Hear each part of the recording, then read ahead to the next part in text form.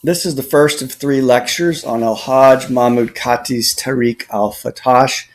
In the first lecture, I will provide you with an introduction to this important Songhay chronicle or history, and then in the second lecture, we'll look at the rise of the dynasty of the Askiyas, and in the third lecture, we'll look at the fall of the dynasty of the Askiyas. Now, this structure, in terms of the griot epic, there's also a griot epic, a Songhay griot epic called the Epic of Sekou Muhammad that Thomas Hale transcribed a number of years ago from a Zarma version of the story or of the history, which is a Zarma griot named Nuhu Malio. And I have, if you look on my YouTube channel, I have 3 lectures on the Epic of Sekou Muhammad, which covers the same history, but from the perspective of the griot. And if you're interested in that, I encourage you to look at that. I also, prior to this lecture, there was another lecture entitled Sahelian Scripture that deals with some of the same history in terms of looking at the history of the manuscripts of Timbuktu. And I encourage you to have a look at that as well, because in this particular manuscript, we're going to zero in on the Tarikh al-fattash, and we won't be talking so much about the particular history of literacy in the manuscripts in Timbuktu. Instead, we'll want to focus our attention as much as possible on this particular document, which is an account of the rise and fall of the Songhay dynasty of the Askiyas. Some of it is told from a first-person perspective, the first-person perspective of Hajj Mahmud Kati, who was a Hajj because he took the pilgrimage to Mecca, or the Hajj to Mecca, along with the Sekou Muhammad, which is to say he accompanied the Sekou Muhammad. He also was an important figure in the early days of the Songhay dynasty of the Askiyas establishment, as we'll see. He was a player, a political player, that is, in some of the events that took place. So he was a really interesting figure. Now, he didn't write the entire history because it went on far longer. The events far exceeded his life, but he had a nephew, a great nephew named Ibn al-Mukhtar, who also wrote some of the history and effectively took many of the notes from the library or the archives of the Kotti family, and then pieced them together to produce the text that then came to be known as the Tarikh al-fattash, which was passed down through the years, and the French colonial administrators, Maurice Delafosse and Houdas, became aware of it, and then later translated it into French. This is a very, very important document. It gives us a real glimpse into an era of history that we just don't know that much about. And part of the reason why we don't know that much about is because so many of the manuscripts of Timbuktu and northern Mali, the central Mali, have yet to be translated. And I think as they are translated, we're going to learn a lot more about this history. But this text is interesting, not just because it gives you an insight into the history of the Songhay dynasty of the Askiyas. You got to remember the events that when Kotti begins to narrate some of the events, we're talking about the same time as Christopher Columbus, and so it's like going in a time machine or something. It gives us a glimpse into the past, but it's also, so if you're a historian, you're going to love this book. But I'm not a historian. I'm a professor of literature, and my interest in this text over the years has been essentially a literary interest, and we can see that in terms of affecting the history of African literature, it's had a significant impact as well. Partly due to figures like Yambo Ouologuem and the Duty of Violence, who will parody some of the Tarikh, and then we'll parody or will bring as a theme into his novel the Duty of Violence, or Le Devoir de Violence, the infamous forgery of Seku Ahmadu, who altered the first few pages of the Tarikh. And so, so we'll also in this lecture discuss Seku Ahmadu's famous forgery of the Tarikh. But we need, in other words, if you're interested in this document for purposes of literary history, you need to preserve the forgery as well as the part of it that isn't a forgery, because the forgery itself is a forgery that took place like something back in 1820s or something like that. So even the forged pages of the document also have a particular the interesting history and have had an interesting impact on literature. So if a version of the Tarikh that did not include the forged pages were to ever be produced, let's say if we were to find an intact version of the Tarikh al-fattash without these first, 5-7 pages or so that were forged, we'd still have to include the forged pages in some kind of an appendix, because they have an interesting and important history as well, as we'll discuss. Now what you're looking at there is an image of the grave or the tomb of the Sekou Muhammad in Gao. He's buried in Gao. This is a World Heritage Site. If you ever have a chance to go to Gao, you can see it there. Nobody knows precisely where his body is within that structure, but it's an interesting structure. You can see it's typical Sahelian architecture, but it also resembles in some sense a kind of an Egyptian pyramid as well. And there's certainly many Egypto-African elements that one can find, influences that one can find in this text, because it does present us with a kind of a syncretism of pre-colonial, and I mean by that even pre-Arabic colonial, pre-Islamic, deep Sahelian civilization, which was certainly influenced by Egypt, as Sheikh Anta Diop observed. But I mean, even in terms of linguistics, the Songhay language itself is classified as a Nilo-Sahelian language, which is to say it has a deep connection to Egypt. But it was then, when Islam came to the region, kind of a syncretism developed of Arabian cultural interpretations of Islam and this much older religion culture that long predates the coming of Islam to West Africa, and this deeper substratum of this culture that is not Islamic, that is far older than Islam, remains very vibrant and alive in West Africa today. And we see really interesting glimpses of this in the text, which also may give us some indication of why in 2012 and 13, in early 14, when the Wahhabi influenced Salafist jihadist of Ansar Deen, Akim, or Al-Qaeda in the Islamic Maghreb, and Mojwa, Movement for Oneness of Unity and Jihad in West Africa, invaded Mali and took over Timbuktu for a short period of time before they were driven out.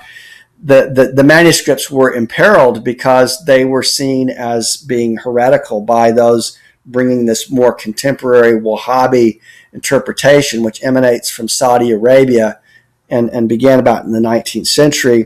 This is a very intolerant interpretation of Islam and tends to view West African interpretations, Africanized or Jamiized, we might say, interpretations of Islam as heresy. So these jihadists would have seen many of the kinds of doctrines and descriptions, images, references that are included in these manuscripts as being heretical, which is why they were threatened, and a number of them were destroyed, although the vast majority were preserved. So here is a map that will show you what this empire, the territory that it covered. You can see there on the Niger River or the Joliba River, the cities of Timbuktu and Gao. These were the main cities. Gao was the administrative capital. That's also where Sekou Muhammad is buried. He ruled from Gao. Timbuktu was the center of intellectual learning, where all the libraries and universities were. People came from all over to learn at Timbuktu. They're both located on the river.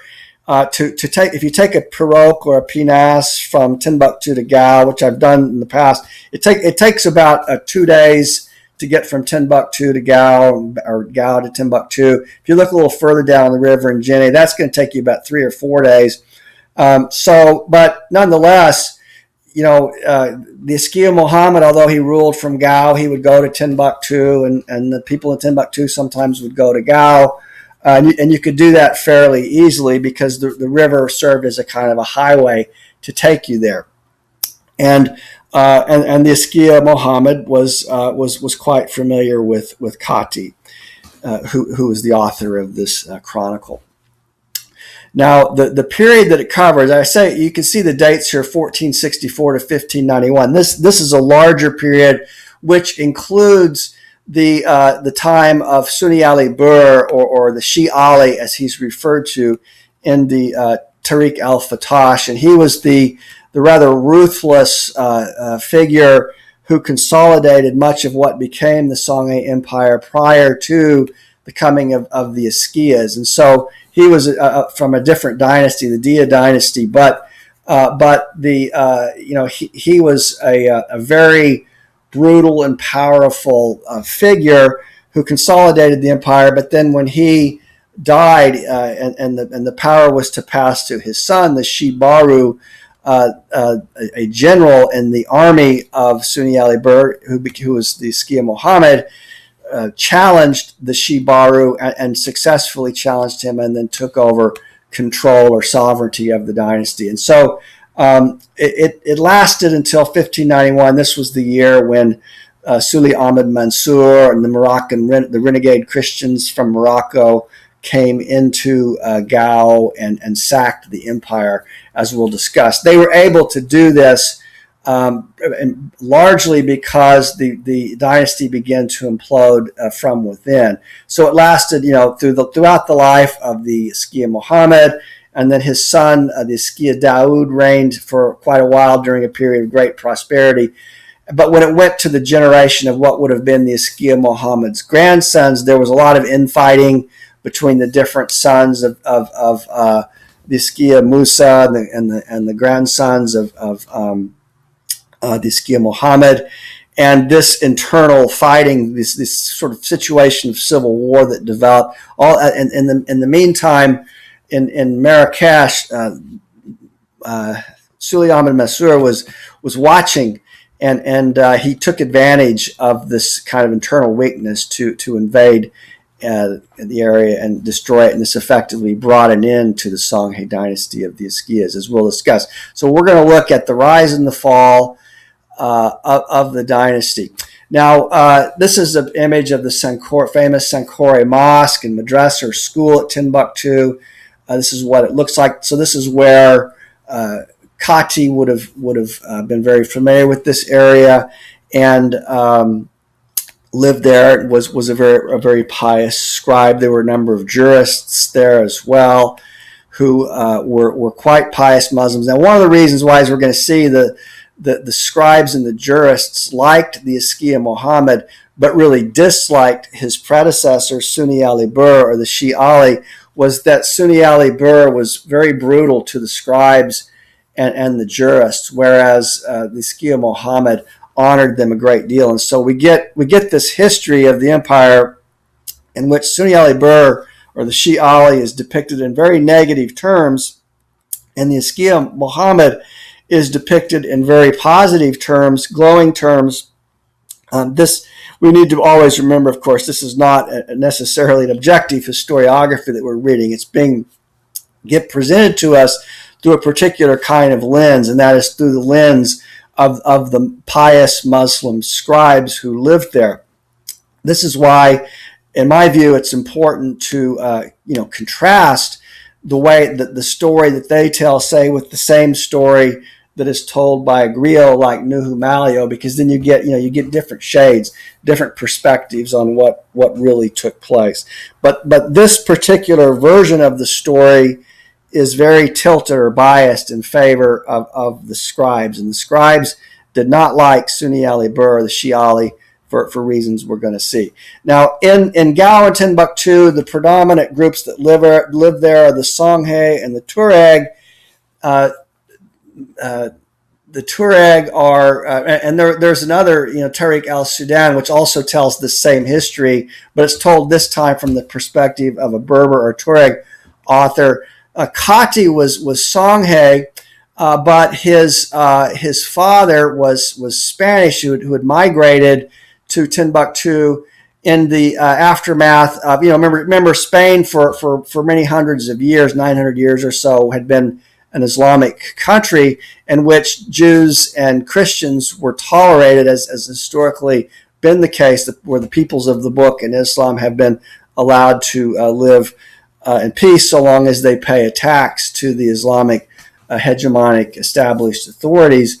But when the Christians took over Spain, this is when the Inquisitions began, and people were required to either convert or they'd be burned at the stake. And so Kotti's father came to the Timbuktu area at this time. He married a Songhay woman, and so Kotti has this mixed heritage. Now, when I visited Timbuktu a number of years ago, I had a chance to visit the libraries of the Kotti family, where I saw the librarian there, who was a descendant of Mahmud Kati, showed me that some of the texts that were written even earlier than the Tarikh al-fattash, and some of the earliest documents in the archive were written in Spanish by the father of Kotti. And so it's interesting to note that you have these archives that are in some written in Spanish, some written in, the majority written in Arabic, and then there are Ajami versions, Ajami texts as well.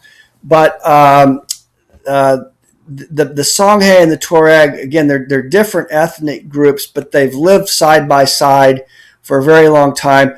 Timbuktu itself was founded by a Tuareg, but the Songhay have lived there for just as long, and the Songhay, in this case, the dynasty was in fact a Songhay dynasty, although the Tuareg, like the author of the Tarikh al-Sudan, were also subjects within it.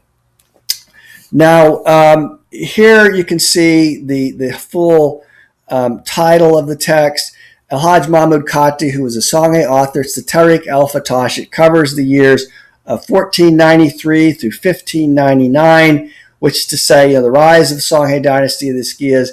It does have other histories in it as well. The beginning pages of the history tells us briefly about other empires, and then we get a lengthy chapter on Sunni Ali Bur, or the Shi Ali, but it largely focuses on the Songhay dynasty and its rise and fall, much like the griot epic, with again this kind of hourglass effect, in which you get a lot of, like in the griot epic, you get a lot of focus on the events of the rise of the dynasty, and then not so much in the middle, and then quite a lot about the fall of the dynasty as well. So we're going to focus in on those events too. So you can see the full title is The Chronicle of the Seeker, serving as an account of the towns, armies, and leading figures of the Takur. Now, on the left, you see the Arabic version. In the middle, you see the French version, which appeared with the Arabic text as well, that two colonial French administrators published about 100 years ago, and then the more recent translation published by Africa World Press in 2011, the Tarikh al-fattash, which preserves the forged pages by Seku Ahmadu, which are also important for literary purposes to understand the literary history of West Africa. Not just, in other words, this document is important for historical reasons, but it's also important in terms of its impact on the history of African literature. Bearing in mind that the forgery of Sekou Amadou occurred, a long time ago, 1820s, almost 200 years ago, and so the forged version as well. And really, it's only the first few pages of it that include the forgery. That those pages have also had a significant influence on African literature, as we're going to see when I'm going to show you, compare a few passages with the Tarikh al-fattash and some written later. So like I said, if if you were to bring out a version of the Tarikh al-fattash, which did not include the first few pages, 4 to 7 pages or so, that were forged by Seku Ahmadu in the 1820s or so, you would still need to include those forged pages, at least in an appendix, because of the way in which those passages have impacted the history of African literature as well. So it's a fascinating history, in which not only impacted, which not only tells us about the Songhay dynasty of the Askias, but then also takes us into events that impacted the era of Seku Amadou, El Hajj Martal, Yambo Ouologuem, and the modern post-colonial period as well, where it's had this enduring impact. Now, in Timbuktu, you have the Ahmed Baba Library, which is the most important library. That's the national library, named for the scholar Ahmed Baba. But you also have many small family libraries, and smaller ones anyway.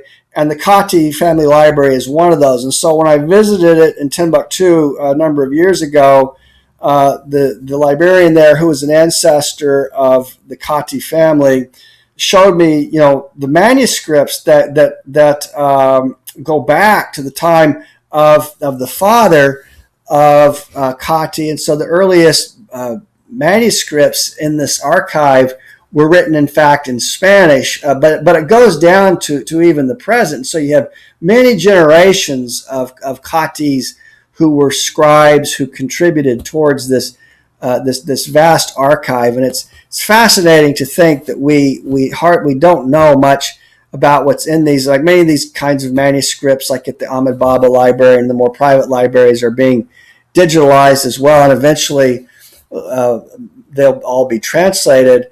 But so we just don't know a lot of what's in this history. But the great nephew of Kotti, Ibn al-Mukhtar, took passages from, took different passages or different texts from the library and assembled this volume from the writings of his grandfather, and then he brought together. So there's more than one author, in other words, to the Tarikh al-fattash, and there are a lot of documents there that remain to be seen. It'll be very interesting in the years to come when they appear in translation. This version of the history, Tarikh al-Sudan, tells much of the same events are recounted in this version, but it was written by, in this case, not by a black African writer, but by a Berber author named al-Sadi, Tarikh al-Sudan, History Chronicle of the Sudan, which the original chronicle would have been written in 1655. The middle version of it, same figure who put together along with Delafosse, the Tarikh al-Sudan. So again, it appeared in French in 1900. It took about 100 years for it to finally be translated into English by the great scholar of Timbuktu manuscripts, John Hunwick, who recently passed. But this version came out in 1999. So it's also, in addition to comparing the Tarikh al-fattash with the griot epic, which I always recommend doing, it's also worthwhile to compare many of these same stories with the Tarikh al-Sudan. In fact, Kotti is mentioned in the Tarikh al-Sudan as well, who he was acquainted with al-Sadi, the author of this text. Here is an image. This is the epic of Sekou Muhammad. This is the griot epic, Azarma griot. Azarma is an offshoot of the Songhay, a griot from Niger named Nuhu Malia. You can see him there in the image there with his molo on his lap. Thomas Hale wrote a really interesting book a number of years ago called Scribe, Griot, Novelist, where he compares the scribal account with the griot account, which I urge you to have a look at. And also with the more modern version of the history as told by Yambo Ouologuem in The Duty of Violence. And we're going to look at some passages from The Duty of Violence as well to see what Yambo Ouologuem does with some of these passages, particularly the passages that were forged of the Tarikh by Sekou Amadou. But again, also let me remind you, I have 3 lectures on the epic of Sekou Muhammad on the same channel. And so if you want to look at that, then you can also hear that and compare what the griot says about the same history as the and how the scribe has a different take on many of these same events. Here you can see these are the Kati family archives in Timbuktu. Again, a private family archive as opposed to the Ahmed Baba Library, which is a national Malian national archive. And there's the name Ibn al-Mukhtar, who was the great nephew of Kati, who put together the latter pages. And then Kati himself. Now, in the Tarikh al-Sudan, Kotti is described as having lived from 1468 to 1593. Most scholars view this as implausible. That would have put him over 120 years old or so. So it's not likely that those dates are correct. Felix Dubois in Timbuktu the Mysterious, he was a French colonial traveler and speculator who visited the region as well. He recounts an oral tradition that he heard when he was in Timbuktu that places Kotti's death in the year 1552. Now, that's still a pretty long life, but it's more plausible, the dates that Dubois gives, than the dates given in the Tarikh al-Sudan.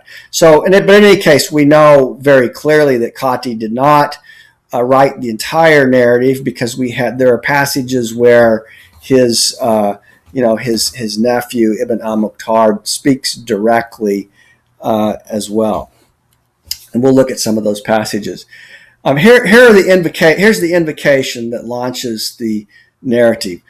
Recorded here are the words of the wise sheikh, the erudite jurist, the Kati of integrity, of austerity, of scrupulosity, of saintliness, of erudition, of piety, the devout Sidi Mahmud Kati al-Kurmini, who hailed from a family of Kurmina, who resided at Timbuktu, and who was of Wakuri origin. Now, this was most likely written by Ibn al-Mukhtar. It's unlikely that Kotti would say these things about himself, but it does give you a sense of how venerated he was. Now, when I visited Timbuktu a number of years ago, I saw his tomb, and people still go today to pray at his tomb, particularly for rain.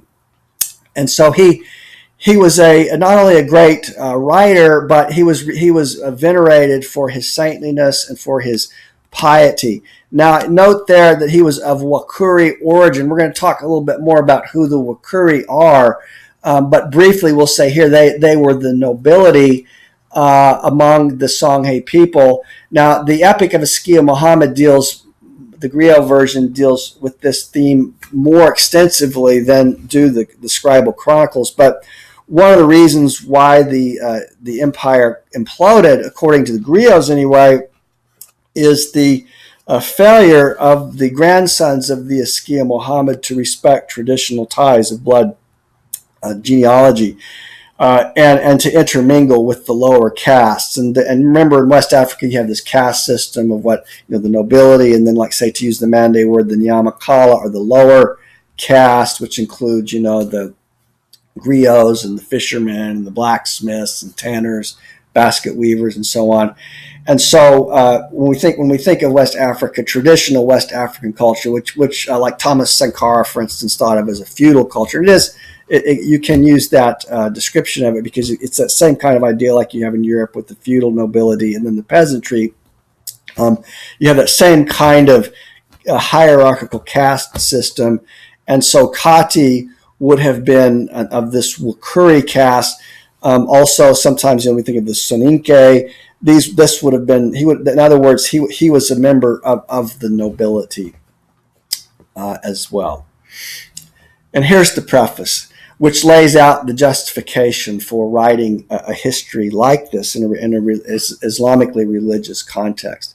It is customary for philosophers and learned doctors to recount the sovereign acts of princes and other great ones of the earth. In doing so, they act in accordance with the teachings of the Holy Quran.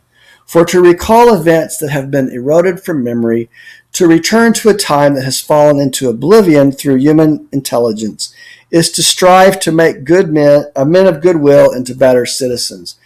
And so let's just pause for a minute and think a little bit about genre. So generically speaking, this is historiography. It is a chronicle. It's not historiography in the Western sense of the term. Like if you think of academic historiography, the kind of historiography that W.E.B. Du Bois in his the Souls of Black Folks challenged. Du Bois's view was it's not possible, it's not honest to say you're writing an objective historical account, that every history has a particular kind of political agenda to it. And so this is a history as well, but it doesn't attempt to be just an objective history. It does also seek to provide a particular vision of history, which is an Islamic vision of history, but an Islamic version of history that's been deeply impacted by traditional Songhay, deep Sahelian culture, or Sahelite, as Joseph Paré would say, which is a culture that is older, much older than Islam itself. And so, as I said, there is a kind of a syncretism that develops between deep Sahelian traditional African society, and then this sort of newcomer cultural influence, Islam, that comes much later. And so that kind of vision is clearly transmitted in a generic sense in the way in which the story is told. So it's a history. It's justified in Islamic terms as something that is worth doing in itself. It's perhaps not as venerated of a genre as, let's say, certainly not as the Hadith or as Quranic commentaries, but it has its place, and it does serve a positive function, as we're being told here in the preface. And here is the opening. God granted us the favor to bring forth in our time a virtuous imam, a caliph of integrity, and a victorious king, who was both glorious and righteous, Askia al-Hajj Muhammad ibn Abu Bakr, a descendant of the Totoro, who hailed from a family that lived in Gao, where he too resided. In the midst of our darkness and obscurity, this great prince brought the light of the true faith to shine among us. He directed us towards the paths of righteousness and extirpated our errors and inequities. Thanks be to God, he subjected lands from east and west. In these pages, it has been my desire to assemble the most remarkable events that occurred during his life, without failing to mention Shi Ali, the Accursed One, insofar as it is possible to do this with the human hand and tongue, looking to none other for support than God the Most High. So a lot there, and you can see that the Askia Muhammad is being held up to us as a model of virtuous behavior. So this is hagiography as well, in effect, that he's almost like a saintly kind of figure, and so it's not just a history. Then we're being presented with a model of virtue, and he's quite clearly being contrasted with the Shi Ali, who we're told here is the Accursed One, who we'll see again that the scribes did not care for at all. But we might note too, he came from Totoro. This would be would be in the Senegal area, the descendant of those who would have been linked to the old Takur area in what today would be northern Senegal. That's kind of an interesting connection as well to consider. We'll talk more about that. I have entitled this book, The Chronicle of the Practical Use for those who wish to perform research into the history of the towns, armies, and main figures. Quite a long title there, but as were many medieval European texts at that time with very lengthy titles. These pages recount the wars and principal events that took place in the Takur. They also recount the different genealogies of the tribes of both slave and noble condition. Okay, a couple things there. Takur, again, it was this older empire that was even that predated the Songhay, but there's a kind of a conflation that's taking place here because the Songhay is being included under this broad rubric called the Takur. But to be more precise, historically the Takur would be in the part of northern Senegal, from which the Fouta Torah, where El Hajj Omar Tall comes from, what the French would later call the Saint Louis district, and that's that is a part of this history that's quite interesting as well to reflect upon. And we'll return to that. The genealogies now of the tribes, and this is a thing that is also worth pausing on to consider, is that there are passages in the Tarikh that go into great detail talking about the different tribes of the region, like for instance the Sorko, who can be legitimately enslaved. And we're going to see in some passages of the narrative the Askia Muhammad having discussions with other people at this time about who it is that is licit to enslave.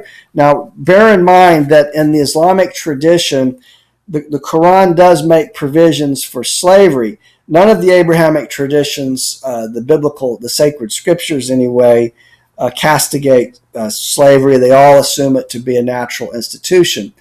But in the case of Islam, Islam goes a little further than, say, the Gospels or the Epistles of Paul, which include, a kind of a naturalizing of slavery, or the Tanakh or the Old Testament, the Torah. But the Quran and in Islamic, Sharia and Islamic law, there are very particular legal legalities surrounding the question of who can be enslaved and who can't. And the main distinction to bear in mind is that if you're Muslim, you cannot be enslaved. And so, this is also why, say, for instance, when Hugh Clapperton met with Mohammed Bello in Sokoto, they met because Bello was concerned that Muslims were getting caught up in the slave trade. So, people that were considered, however, to be heathen or pagan, animist, whichever term you want to use, those who practiced traditional African religious beliefs that were not Islamic were often deemed a game for being enslaved. And so and then historically, often those who had been enslaved in future generations would become Muslims and thereby win their freedom. But so there's a lot of concern with who can be, in this text, about who can be made a slave and who can't. The main reason why you can become a slave is if you're not a Muslim, and regrettably, there's a racial dimension to all this as well, because many who came from the Arabian area who were not black people but were Arab, viewed blackness as a sign of paganism, or a sign that you were an animist and therefore vulnerable to being enslaved. And so we have to remember this, that there's more than one history of slavery and of racism.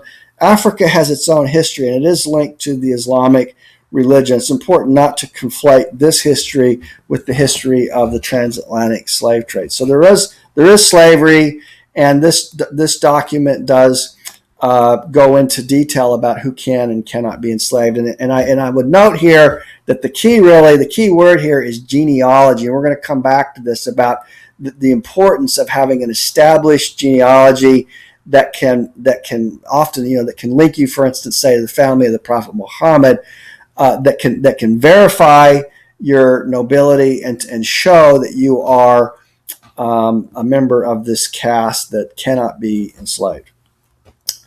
Now, let's begin by turning our attention to the opening passages of the Tarikh al-fattash that in which we have this famous forgery by Seku Ahmadu.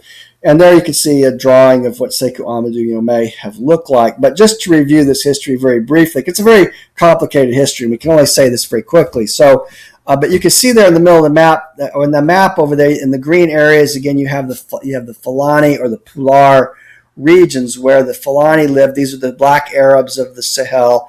and the Futa Torah, the Futa Jalon. This is where the Tukuler came from. Now, the Futa Torah was where this area, this Takrur area, would be that I was mentioning earlier. In fact, the word Tukuler, which the Fulani come from this part of Senegal, are called Tukuler. So this was most likely a French bastardization of the word Takrur.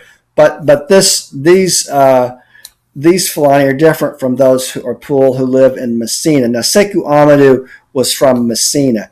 He was the grandfather of Amadou. The father, not the grandfather. Amadou got into a war with El Hajj Omar Tall when he came in from the Futa Torah into Messina. And so you had two competing jihadist groups or two competing Muslim groups, the Tijani, who were Fulani, but Tukuler from the Futa Torah and the Futa Jalon, and the Messina Fulani, who were Qadria, belonged to the Qadria Sufi Brotherhood, but were also Pular, got into this war that really devastated the region and then paved the way for French colonization. Well, Sekou Amadou was also a kind of a jihadist, and he lived in the generation before El Hajj Omar and before Ahmadu, who got into this war with El Hajj Omar. And Sekou Amadou was an important Muslim leader who established an empire, and you can see there in the Messina area where this Fulani Messina empire was established. And in the far north, you can see Timbuktu. So at one point it included Timbuktu as well, which was under Messina's sovereignty.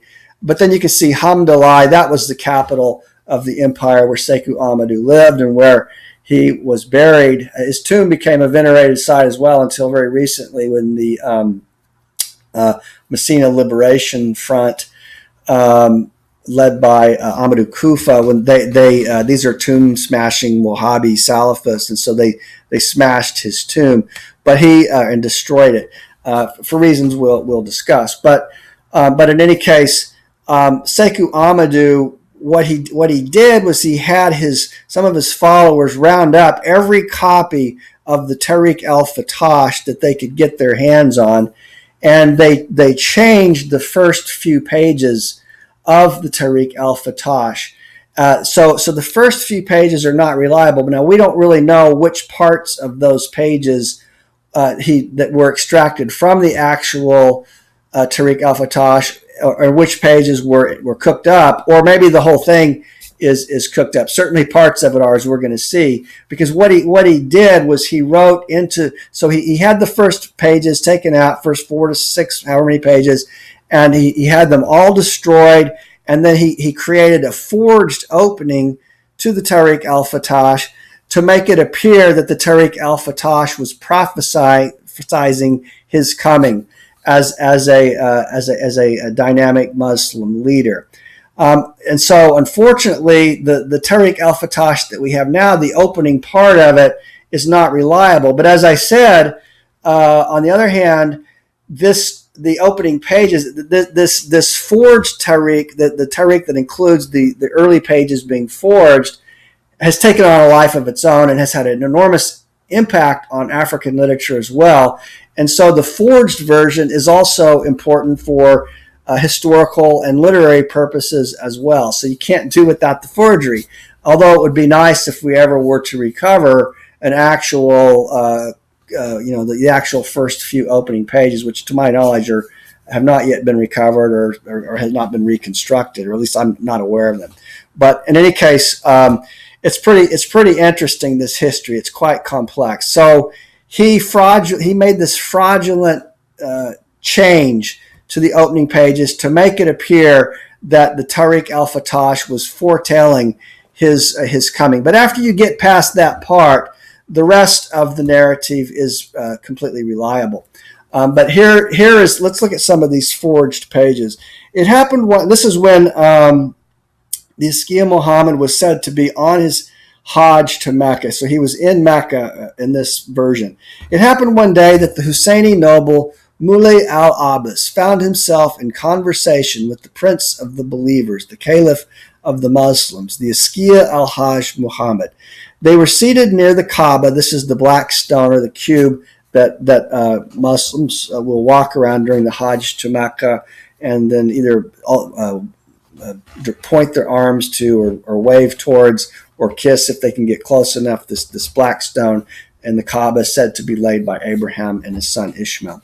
When the two of them began to speak to one another, "Lo, you who are here," said the noble Muley al-Abbas to the Askia, "verily I say unto you, you are the one who was spoken of long ago. You are the 11th caliph of those prophesied by the messenger of God. May God bestow his blessings upon him and grant to him salvation." And so there's this lineage which is akin to the Shiite, tradition of the Mahdi, or the idea that from the family of the Prophet Muhammad, or from this, that there will be this lineage of leaders through the ages who will come up until the final Mahdi, or the final caliph, who will then usher in the second coming of the Prophet Isa or Jesus in this Islamic tradition. So there's this caliphate, this lineage of caliphs. And so according to the Askia Muhammad, according to the Tarikh al-fattash, the Askia Muhammad is said to be the 11th caliph in this prophecy. But remember, this is bogus. This is part of the forgery in the early pages. He then went into seclusion for 3 days, the Askia Muhammad. When he came out from his retreat on Friday, Al-Abbas summoned Askia al-Hajj Muhammad and ordered him to be seated in the main mosque of the great city of Mecca. Then he placed a green cowl and a white turban upon the Askia's head. He also presented him with a sword, as an assembly of his kinsmen bore witness that he is the true caliph in the land of the Takur, and that all those who disobeyed him in that land were like those who disobeyed God the Most High and his messenger.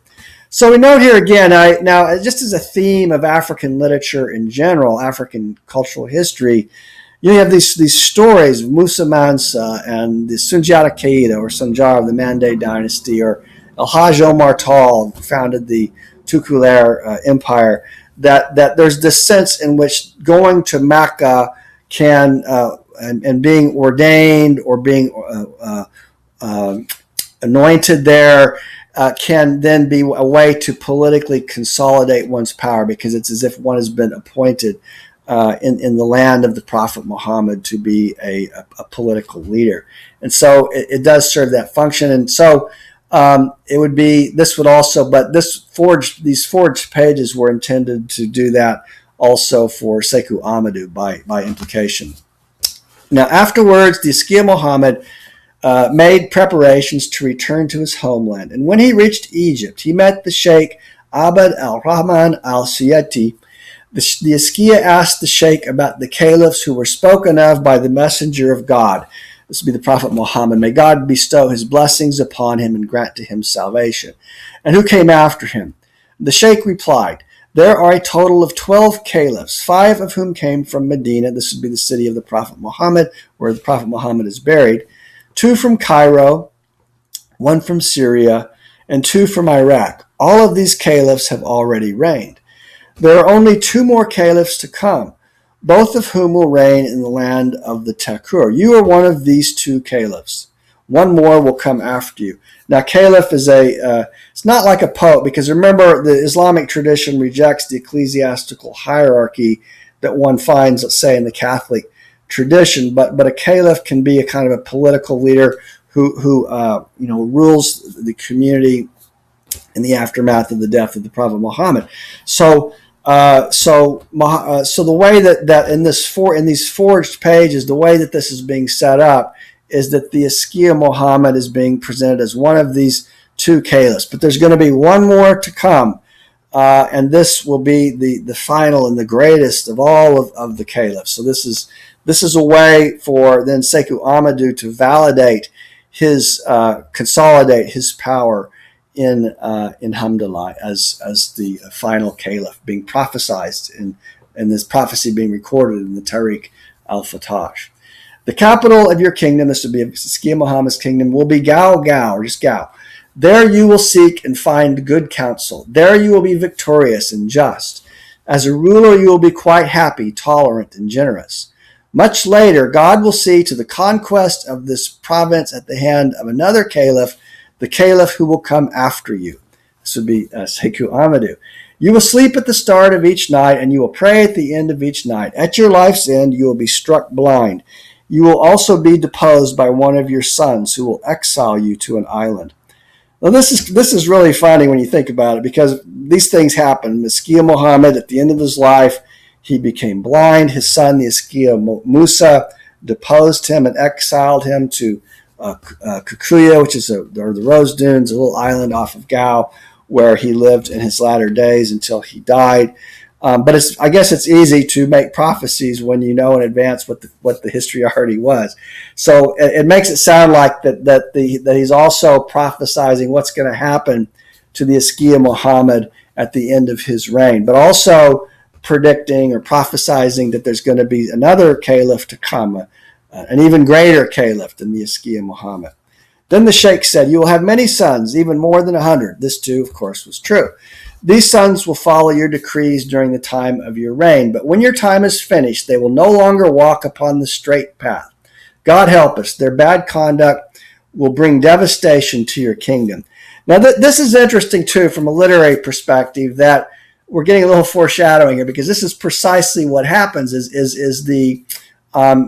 whereas the Sekou Muhammad is a pious man, and the Sekou Musa is a just man who rules with piety and justice, and is beloved by his people and lives during a time of peace and prosperity.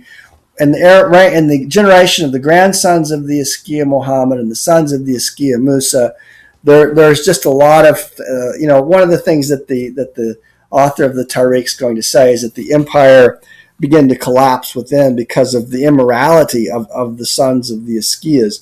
And so this is a view that also you're going to see in effect echoed in the epic of the Sekou Muhammad, although in that case it will be attributed to their failure to preserve the traditional ties of blood nobility. So we're, again, easy to predict the future when it's already happened. These words saddened the prince, who remained silent for a long moment. Then he let out a profound sigh, like the moaning of a father who has just lost his son. So he asked, and of course all of this is fictional. So he asked the sheikh, "Will I not have at least one man among my descendants who will restore true religion, who will establish the rule of law?" "No," replied the sheikh. However many years after you, a virtuous man will be born, a true believer." This is Sekou Amadou. "This man will be a faithful observer of the sunnah, or the tradition.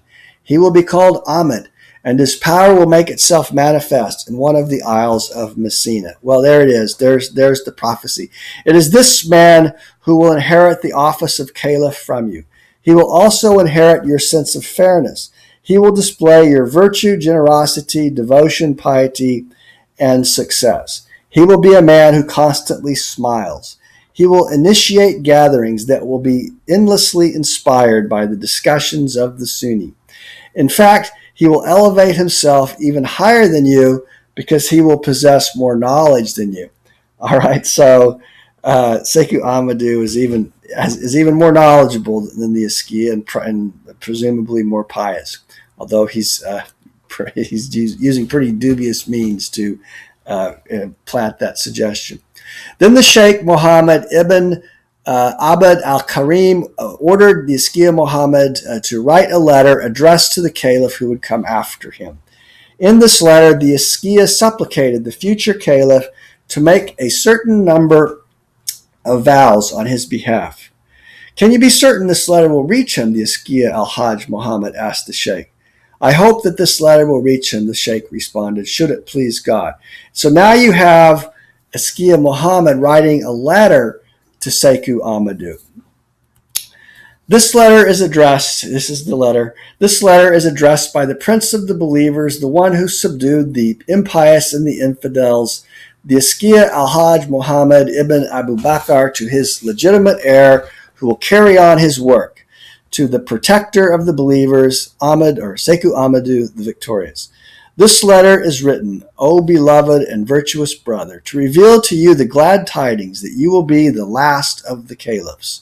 It is you, Sekou Amadou, who will subdue the enemies and guide the happy ones upon the paths of righteousness with the unanimous consent of the lamas. The Sheikh invoked God so that this letter might arrive at its destination without being altered, and his assistant said amen to his prayer. Well, the last sentence is particularly funny when he says that he prayed to God that the letter would arrive without being altered, just as just as the person who is writing this, an assistant of Sekou Amadou, is actually altering the Tarikh. So it's pretty dubious, what Sekou Amadou did. Many people like Amadou Ampateba depict Sekou Amadou as a man who was truly pious. Now we know, for instance, he tried to kill Sheikh Omar Tall, not successfully, but maybe he was a pious man. But he also certainly was a politician like any other who did what he felt necessary to validate and consolidate his power. Now, in Yambo Ouologuem's The Duty of Violence, or Le Devoir de Violence, he wrote a brilliant parody of the Tarikh al-fattash. And it's interesting, this novel, Le Devoir de Violence, won the Prix Renaudot back in 1968.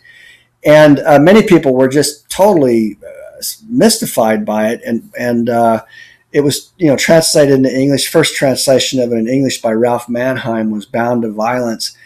And those first pages, the very first book, it's divided into 3 books, but the first book of The Duty of Violence is essentially a parody of the Tarikh al-fattash. And I think if you've never read the Tarikh al-fattash, and then you read Yambo Ouologuem's novel, you go, what in the world's going on here? But if you're familiar with the Tarikh al-fattash, and then you go back and you read the opening pages of Le Devoir de Violence, or The Duty of Violence, you see how brilliant this book really is, because it's, generically speaking, it is a post-colonial novel, and the last, or the third book of the 3 books that are included is not much different from any other post-colonial novel in terms of its generic form or its composition.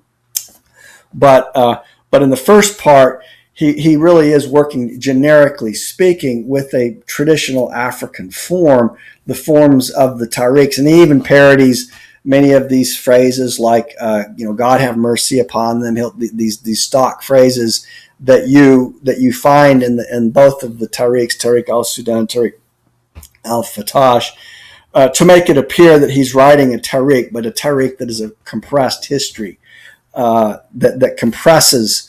I mean, the tarikhs themselves are 400 or 500 pages, but the Tarikh of Yambo Ouologuem, it's a poetic compression that occurs in the opening pages of this narrative, and many of the incidents that he narrates are incidences of describing issues, historical instances of violence that can seem quite shocking. But what's even more interesting is that you see that many of these violent descriptions you'll also find in the Tarikh al-fattash, the Tarikh al-Sudan. Like, for instance, the Tarikh al-fattash speaks of how the Sunni Ali Bur, the Shi Ali, would take a baby and have it ground up into a mortar and fed to the horses. Well, Yambo Ouologuem will include this same incident in the Duty of Violence. So it may seem like, well, he certainly has a vivid imagination, but in fact, it's not his imagination. He's working with true things that are described already before him, or incidents, images that appear in the Tarikh al-fattash as well. So it's a wonderful novel. I encourage you to read it. But let's look at what he does, how he parodies Sekou Amadou as well, and the forgery of Sekou Amadou. He works this into his text as well. This again is why I say that you really have to, now that the forged passages of the Tarikh are now, as in my view, as indispensable as the non-forged passages. Here's from The Duty of Violence. This is Yambo Ouologuem parodying the Tarikh al-fattash and the forged passages within it. The Sheikh Abdurrahman al-Tissa Albi himself informed him of the prediction of the Imam Mahmud Grand Sharif of Mecca. And here's the quote, so that the thirst of the men of the Nakim Empire may be satisfied. Then he takes this word Nakim, it's a fictional empire, like the Takur Empire, the Songi Empire. He creates a fictional empire, which he calls Nakim. a new saif, and this is a word, the saif is instead of the eskias, he uses this word saif, but the saif is a shortened, essentially a version of sharif, saif, sharif. Because the novel also relentlessly parodies genealogical blood claims to nobility or to noble election. Because Yambo Ouologuem was Dogon, so he would not have had any of these noble blood claims, and he was very critical of those who made such assertions. It says, a new sharif has been ordained to be sent unto them. You are the one he has chosen, Isaac al-Hayt, this fictional Saif. For you are the water, the salt, and the bread. You are a saint and the appointed caliph of God. Know also that after you there will only be one other caliph upon whom God's eternal light will shine, a man who will come from the Tukur region of the Nakim Empire, and who will appear at the end of the 8th century of the Hijra. God will bestow all manner of riches, power, and glory upon you both, which you will spend in ways deemed agreeable to him. So there you have Yambo, playfully playing around with these prophecies that were themselves, in effect, forgeries of Sekou Amadou. And remember, the Dogon, for one of the reasons why the Dogon sided with El Hajj Omar Tall against Amadou and the Messina Fulani, which is to say the descendants of Sekou Amadou, was that for years the Messina Fulani had lorded over the Dogon and oppressed them.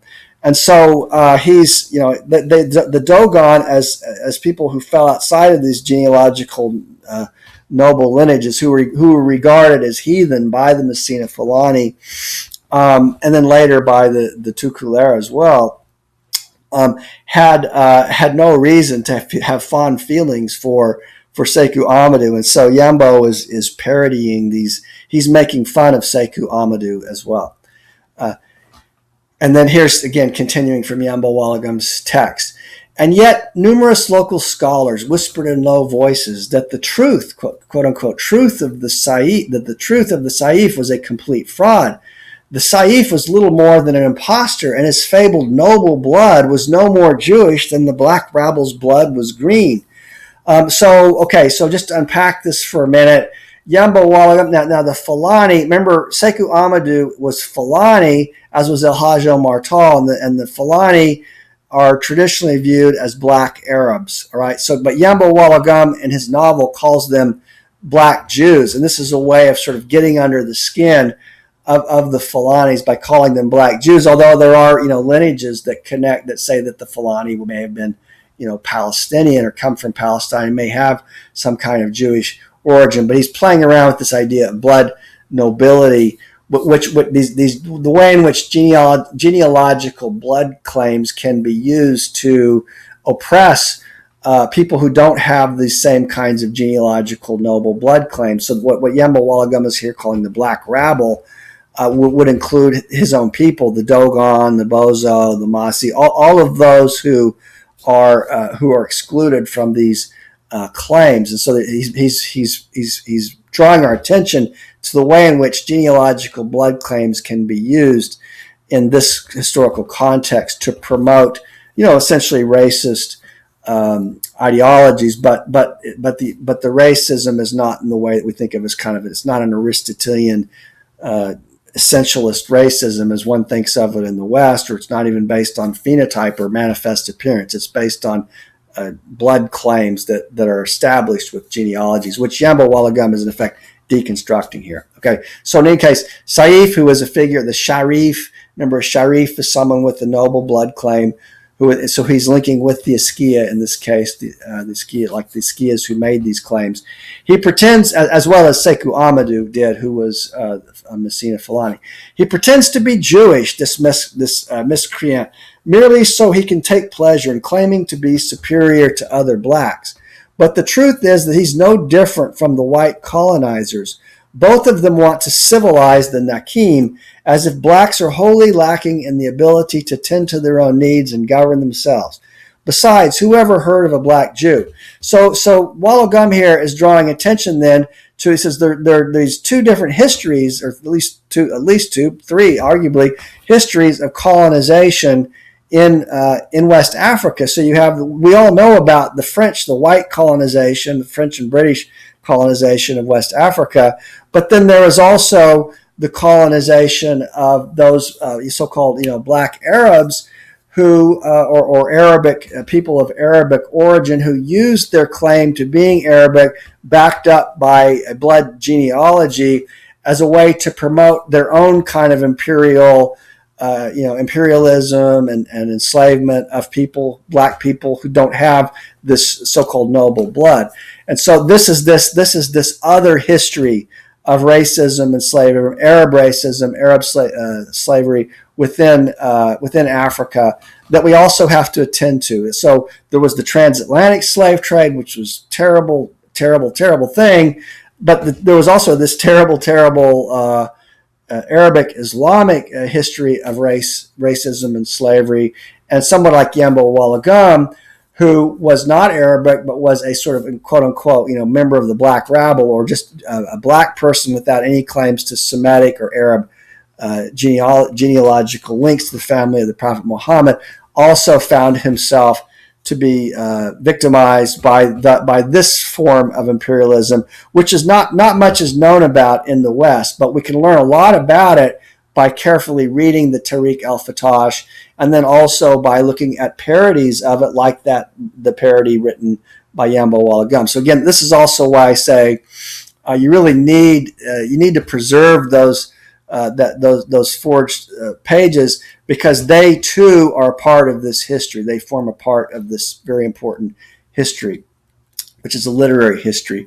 Now, I have in the same lecture series, if you look at my YouTube channel, I have a lecture on Hajj Seku on his essay entitled "The Origins of the Fulani." Now, Hajj Seku was the grandson of Hajj Omar Tall. So if you're interested in this, you can watch this lecture, read this essay, and here Hajj Seku discusses these historical questions of the Fulani's origins. Like some people say the Fulani, like Sekou Amadou or Hajj Omar, come from Palestine. Some people say they're Jewish. Some people say they're a lost tribe of Moses, who when Moses took the Hebrew slaves out of Egypt and back to the promised land, that a tribe broke off and went the other direction.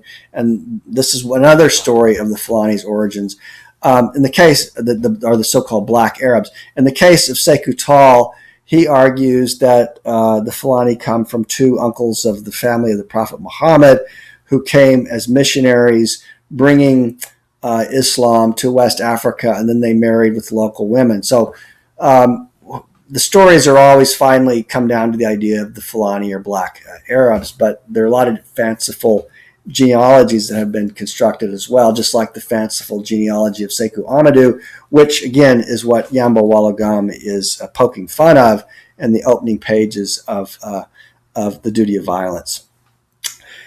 So let's look at another passage from The Duty of Violence. Here he says, so the ever sly Saif, this would be the Saif, would be the Sharif or the Askia in this case, as if warning the Abbes. So the Saif is having a conversation with a Christian priest who Yambo Ouologuem is referring to here as the Abbey. So you have a French Catholic talking to, say the French Catholic colonizer talking to the black Arab Islamic colonizer, and they're having a kind of a discussion with one another. And he's going to develop a kind of an interesting parallel between the black Arab Islamic colonizer being compared in the Gospels to the Jews, and the French Catholic colonizers being compared, being just referred to as the church. So let's look at this. So the ever sly Saif, when he was talking to the priest, as if warning him not to meddle in the affairs of others, discreetly reminded him of the theological foundations of his mission, of the mission of the Saif. He says, the mystery of Israel, by which he means the mystery, say, of the black Arabs or the Fulani, who make these genealogical blood claims, because he's drawing this kind of parallel here, making an allegorical connection, resides in its refusal to accept the Gospels, or why don't the Jews accept the Gospels? In the same way, if you translate it in terms of this allegory, why don't the Saifs, who are Muslims, accept the teachings of the French Catholic colonizers? Still, it is not for us to pass judgment, for the church with its ecclesiastical hierarchy and dogmas might be viewed by some as hypocritical. The first shall be last. The Saif then gave a brief discourse on the subject of his own Jewish ancestry. Remember, and so Yambo's playing around here a bit, but the Jewish would be, again, the Arab ancestry, if you look at it in terms of the Fulani, how the black Arabs have this Arab ancestry. Before he remarked with an evil smile, he says, Israel was here, after all, to call the church to vigilance. When he was certain that the abbey had grasped his point, or the priest had grasped his point, he quickly dissimulated. Vigilance in the matter of individual conversion, he said, warming to his subject. For it is erroneous to speak in broad terms of any wholesale rejection or acceptance of Jesus Christ by all the people. For salvation is essentially an individual affair. Thus, to speak of Israel's defiance of the church, or we could say here, if we understand the allegorical connection being made, the comparison here, Israel being, the Fulani, black Arab defiance of the French Catholic colonizers, or its rejection or acceptance of the church, is to speak in terms that are far too general, if not erroneous. Vigilance is also required against the danger that the church may become an end in itself. And finally, vigilance is necessary with respect to the very idea of a remnant, lest we fall into the error of imagining that man's fidelity plays any part whatsoever in ushering in the kingdom of God. All right, now, so the idea of the remnant is in the biblical text, let's say, of the prophet, Ezra, in the Messianic period after the Babylonian captivity, when the Jews are held in captivity in Babylon after the Temple of Solomon is destroyed, and then after 70 years come back to the Jerusalem area. This idea that a remnant must be preserved. And part of the reason why a remnant has to be preserved for the ancient Israelites is the belief is that the Messiah will come through a particular bloodline. And so in the case of Ezra the prophet, he tells the men of Babylon, the Jews who had been living in Babylon, that if they married Babylonian women or Egyptian women and had children, they have to reject all of these descendants of theirs, cast them off, because they have to keep the remnant pure in order to make sure that the Messiah can come, because it will come through a particular lineage. And so the emphasis he's placing here, what Yambo Ouologuem is suggesting, is this idea of a kind of a nobility who has a kind of a pure blood, is precisely what figures like Sekou Amadou is seeking to preserve or assert in this forging of the first few pages of the Tarikh al-fattash. But the Tarikh al-fattash itself is similarly filled with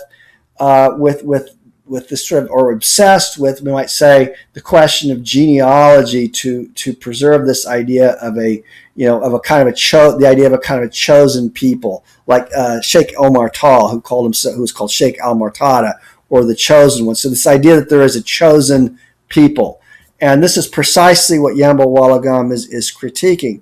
But this idea that there is a kind of a chosen people, as opposed to sort of a black rabble or a mass of people who are insignificant, we do find this not only in the forged passages of Sekou Amadou at the opening sections of the Tarikh al-fattash, but we also find it asserted throughout the Tarikh al-fattash in this long obsession, this theme, as we're going to explore when we look at some other passages from the Tarikh al-fattash, of genealogical blood nobility that is preserved.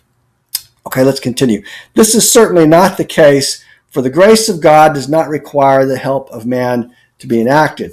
But this notion of a remnant that is introduced in the Old Testament is also present in the New Testament, as well as in the doctrines of the church. It constitutes a bond between the Old Testament and the New, marking their essential unity. It also remains the unifying element between the pre-Christian and the post-Christian church.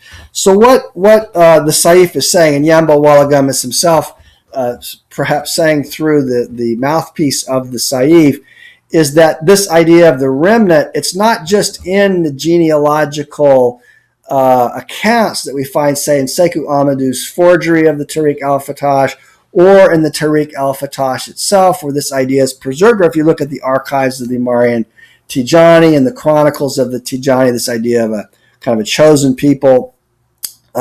It's in the, he says it's in, he's underscoring that it's not just in the Old Testament, the Tanakh, it's also in the New Testament. Okay, so for instance, if you read the Gospels, Gospel of Luke, for instance, or Matthew, they start out with these lengthy genealogies establishing the claim of the Messiah Jesus to being in the lineage of David, and so the Messiah is, if there is a Messiah and the Messiah is to come, the Messiah comes through a particular blood lineage. And so what Yambo Ouologuem is saying or what he has the Saif say to the French Catholic priest is, don't judge us because it's in your religion too, that this idea of blood genealogy, for instance, it's not just in the Tarikh al-fattash, it's not just in the forgery of Sekou Amadou, it's in the Gospels, it's in the Old Testament, this sort of obsession with blood genealogy. This is what Yambo Ouologuem is drawing our attention to. And this text, which comes from a very ancient world, has that same kind of obsession with blood genealogy as well. Your mission to convert the idolatrous Muslims and black Jews of the Nakim, the Saif concluded, confronts the church with the timely question of why it bothered to come here in the first place, if not of its very existence. Alif Lam. All right, so, but remember, since what he's calling the church is also, he's talking about the French colonizers. He's basically, if we take the analogy that's being created here, we're talking again about two forms of colonization: French colonization, which he's calling, conflating with the church, or the idea of the church, using the church as a figure of the French colonizers, and then the black Jews of the Nakim would be the black Arabs like Seku Ahmadu of Messina. That he's Yambo Ouologuem, as a member of the so-called black rabble, or the black people, black African people who don't have Arab blood, don't have any claims to blood nobility, and who also are not, Christians, believe, or white, like the white racist French colonizers that came. They see themselves as, say, the victims of a double colonization, or two different ways of colonization, by Fulani or black Arab colonization, or Arab colonization, and then later French Catholic colonization. So these texts comment upon this. This is a very complex history, and people in the United States. The United States has its own complex history of race and racism. We're often, when we come across these kinds of arguments and discussions, it's overwhelming for us because we're not familiar with this history. But in general, but people in West Africa certainly are. People in West Africa, like if you're a black Dogon person like Yambo Ouologuem, you know very well this history because it's affected you and your family and your people for many hundreds of years if you've been on the receiving end of it.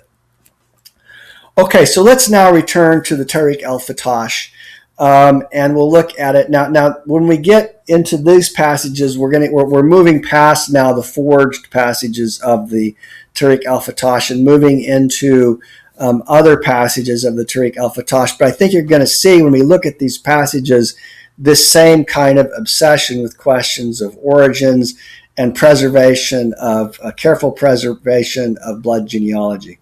And so we find a supplemental note written by the judge Mahmud Kati, and here it is. The seventh day after the arrival at Gao of the Husseini nobleman Ahmed al-Squali, so named because of his habit of dragging his sandals in the sand, was a Monday. So basically, and I won't go into this full history, but this Arab nobleman comes to visit the Askia Muhammad, and he's because he's a Husseini nobleman, that means he's in the bloodline of the family of the Prophet Muhammad. So this makes him a sort of a special Muslim, a Muslim, a noble Muslim, a Muslim who's superior to all other Muslims, not on the basis of his piety, I might note, but on the basis of his blood heritage, which links him to the family of the Prophet Muhammad. And so he's welcomed, and one of the first things the Sekou Muhammad does is he gives them a lot of black slaves, and he indemnifies them against all crimes except the crime of murder. So he's basically lives outside of the law. He can do whatever he wants as long as he doesn't kill people. But he becomes close to the Sekou Muhammad, this Arab nobleman, and they go and have these conversations, and then they conjure jinn in their conversations, as we'll see. On this day, the just prince, that is the Sekou Muhammad, dropped by to speak with the Sharif. And the two of them sat in intimate conversation until the sun rose the next morning. In his conversations with the nobleman, the prince said, "Noble Sharif, tell me if it is possible for men to see the jinn and speak with them even if they have not removed themselves to some private place, or if they are not reciting the Quran, performing their prayers, and the like." Now remember, in Christianity and Judaism, you have angels and demons. You have angels and demons in Islam as well, but in Islam you also have jinn. And jinn can sometimes, through animal metamorphosis, can take the form of animals, can appear in the form of human beings. Remember again, some, they're evil jinn. There are like jinn that can do you harm, but there also are jinn who have converted to Islam. So there are good jinn as well. And so they're going to get together and talk, and as they pray and talk and go off to a secluded place, they're able to conjure a jinn and have a conversation with a jinn. Now here's an image of what a jinn. Some of them are kind of scary looking figures. I think of like Aladdin, the genie in a bottle. It's linked to the idea of a jinn too. But this jinn is obviously a frightening one, but the jinn whom they speak to is not. So the nobleman responds, "Yes, it is entirely possible. In fact, if we were alone, we could speak to the jinn right now." The prince then ordered all those who were present to go away and leave them alone, so that only the prince and the nobleman remained seated. This is the Arab nobleman, descendant of the Prophet Muhammad and the Sekou Muhammad. They stayed in seclusion for a long time, and here is what the prince said. "I see 7 men carrying a green throne." So he's having a kind of a vision. He's in a kind of a mystical state, "which they placed between the two of us. So we sit for a while, only to see a great number of men appearing before us, some holding books and others holding writing tablets. In their midst, I see an old man who leans upon a staff. I don't know where any of these people come from. They sit down and stare at us. The old man approaches the throne and takes his seat." So they've conjured a vision. They've conjured an apparition of the jinn. "You may ask the old man about anything that you see, just as you might ask the Sheikh Shamharush, for the old man knows everything that Shamharush knows." So later, you're going to see in the Tarikh al-fattash, they actually went on the Hajj to Mecca. They actually have a conversation with this particular jinn, Shamharush. But here they've conjured. Apparently, I guess Sheikh Hamarush was busy at the time, so it's his assistant that shows up instead. "So I said," this is Sekou Muhammad, "that I would like to know the true origins of the Songhay." Remember, he's Songhay himself, as is Kotti. "And the true origins of the Wakuri." Remember again, we said Kotti was Wakuri. The Wakuri are the Songhay nobility. Demir ibn Yaqub responded as follows. "O Prince of the Believers and Caliph of the Muslims, I heard my master, Shamharush, God grant him favor and all that he desires," so this would be a jinn that is a Muslim, "say that the ancestors of the Songhay, the Wakuri, and the Wangara," this is the Wakuri and Wangara are different strands of the nobility, "were all brothers from the same father and same mother. Their father was one of the kings of Yemen who called himself Taras ibn Harun. After his death, his brother Yasrif ibn Harun succeeded to the throne. This brother treated his brother's sons in a very harsh manner. So they immigrated from Yemen and journeyed towards the coast of the Atlantic Ocean, bringing their women with them. At this place, they encountered a jinn from the Afrits." This would be a kind of a scary jinn, like the image I just showed you.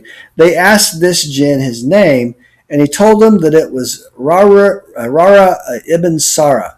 When they asked him why he had come to this place, he responded, 'Toko,' Toko is a Mande word that means necessity. So he's saying, well, necessity. Tell us also the name of this place, they asked him. I don't know its place, replied the Ifrit, or the evil spirit. We will then call this place the Takur, they said. All right, so this is this word that is a kind of a catch-all phrase for the entire region. And so these two brothers have come and they found this jinn that was there before them. And this is a kind of this jinn is a kind of a symbol of this sort of what I've been calling here this deep Sahelian culture, this pre-Sahelian civilization that predates the coming, of Arab Muslims to the region. So this is a kind of a mythological story, in effect. I mean, it's no doubt has some basis in truth and history, but it also has a kind of a mythical function as well that shows us or comments upon a kind of a historical shift of sovereignty from pre-indigenous African peoples to this newcomer culture that is more Arabic. Yemen is in the Saudi Arabian Peninsula area, in the Arabian Peninsula, and these would be Arabic, peoples. Here's an image of a kind of this is perhaps speculative, but what kind of jinn this was that they were speaking with. When they came to this area and found this jinn already there, dwelling in the land before their arrival. Now here you can see here is a contemporary map of this area, and I note again, as I've said previously, the Songhay dynasty was on the river, and I can't really overemphasize enough, the importance of this river as being this, the site at which the historical empires, were established.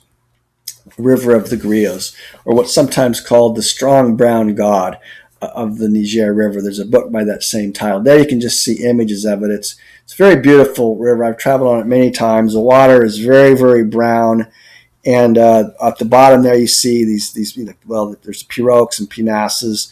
And these are big boats that you take along the river. They're much like the boats in the times of the Esquias. I mean, nowadays they have motors, but they carry people and goods up and down the river. It's a long ride to go from, say, somewhere like Mopti up to Timbuktu, but it's a lot of fun. You see a lot of beautiful birds and other things along the river. All right, so next, these two brothers asked this jinn if there was anything he feared, and he responded, Suleiman, son of Daoud. Now, this is very interesting because he means, of course, Suleiman is the Arabic word for Solomon. Daoud is the Arabic word for David. So this is Solomon, son of David. Now, Solomon in the Quran, the prophet Solomon, who's also a biblical figure in the Old Testament or the Tanakh, is said to be the sovereign of all of the jinn. So he has all of the jinn are under his command. He's said to have mastered all of the arts of ancient Egypt.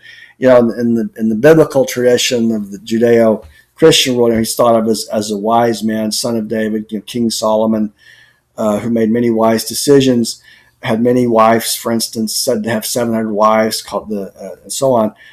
But here, so you have this Freet saying that the only thing that he was afraid of was Solomon. Well, because he would be under Solomon's control. So that's a very interesting reference. It also points to perhaps influences in the area. Many Jews were said to have come to this area after the fall of after the Romans destroyed Herod's temple. And during the period of the Jewish diaspora, Jews came into Europe. They went as far as India. They went all over the world, but a lot of them came into the Sahel. And in fact, there are descriptions of Jewish communities that existed in the time of the Seku Muhammad. Now, the Seku Muhammad was terrible anti-Semite, and so he conducted, I think, regarded today as pogroms against Jews. But they are referenced often in the Tarikh al-fattash, and they did live in this area. So as the Ifrit, or this jinn, flew high up into the sky, or at these words. He bounced up and down on the mountains and then plunged headlong into the waters. Finally, the earth opened up and he disappeared into a crack. The eldest of these brothers called himself Wakuri ibn Taras and had a wife named Amina bint Bakti. This brother is the ancestor of the tribe of the Wakuri. So remember we said Kati was Wakuri. So they're establishing this noble genealogy, and they're doing it in part with the reference to this tale of this jinn. The name of the second of these men was Songhay ibn Taras, and his wife was named Sarah bint Wahab. This brother is the ancestor of the tribe of the Songhay. The third of these men who was named Wangara. All of these tribes can trace their genealogies to these men who were their fathers. So these three Arab men, Songhay, Wakuri, and Wangara, are these three founding figures. And so they're tracing within this genealogy the Songhay back to these three figures, which would give them a Yemenite or Arabic origin, connect them to the Arab world. And again, part of this, we know that the Songhay are older than the Islamic tradition. We said Songhay language itself is Nilo-Sahelian, but this has a function of politically, of granting a certain political legitimacy to those who wish to rule because of their connection to the Arabic world, particularly to Mecca and Medina. Here now are the remarks of the judge Mahmud Kati on the subject of the origin of the kings of the Songhay. So this comes a little bit later in the Tarikh, and this is from Kati's perspective, not from the vision in which the jinn is speaking to the Askia Muhammad and the Arab nobleman. At Gao, Kotti tells us, there was a boy who ran away from home and left Medina, the town of the Prophet Muhammad, and had found that the people were ruled by a giant whale. Each morning the fish swam out from the water to preside over the townsfolk, but in the afternoons they would go back to their homes. When the two young men journeyed to the land of their cousin, there were two, so a boy ran away from home because of a misunderstanding with his aunt. He ran off, and then he was later joined by his cousins. And so now you have three Arabs from Medina, which is again the city of the Prophet Muhammad, where the Prophet Muhammad is buried. So this again underscores their Arabic origin. So they join him and they say to him, "I will make you something that you can use to kill this fish." So the boy who's there already has seen this fish, and every morning this fish comes out from the Joliba, the Niger River, and rules as sovereign over the kingdom. Now, this is obviously kind of a mythological fish or leviathan, but when the two cousins join him, they say, "Look, we'll kill this fish. I'll make you something that can do it." So he made him a dame, which is kind of like a charm, which his cousin used to kill the fish so that he could become king over this land, respected and obeyed by all. So it's kind of interesting. It's sort of magic against magic, because the jinn is connected to the ancient Songhay world of magic and sorcery. But even though these are Arab Muslims who are coming in, they're using magic to defeat magic in effect. And so they too, in effect, are sorcerers, because they're writing a charm, which is said to be a kind of a magical charm. Now, I'm showing you here on the right. This is an image of this is a Bambara fetish that's in the shape of a hippo, and there's an actual hippopotamus. The Niger has a lot of hippos in it. I've seen them myself, and they are dangerous creatures. They're far more dangerous than lions, for instance, and they kill people. So you got to be careful with hippopotamuses. But you can see there this fetish in the shape of a hippo. I've always sort of thought of this sovereign that rules as being linked to the idea of a hippo, which is a kind of a sovereign beast. And we think of in other words, this fish, the so-called fish, which we might think of also as a hippo. It's like a whale, a fish, a large creature, comes up and comes out of the water. Now this, in my view, this is an image of sovereignty. It's again like Hobbes's Leviathan. In fact, remember the early European theorists of sovereignty, like let's say Jean Boudin, were all interested in demonology as well. So the idea of the Leviathan, or a sovereign image or beast, which becomes a representative of a collective people, is a very ancient idea. It's in effect an African idea. It's linked to the idea of sorcery. And so we think of the sovereign that lives in the Niger. You think of this frightening creature, the hippo. If the lion is the king of the jungle, well, the hippo is certainly the king of the Joliba. And so, it's no wonder that it became a prominent fetish for the Bambara of Segu, who live right off of the Joliba as well.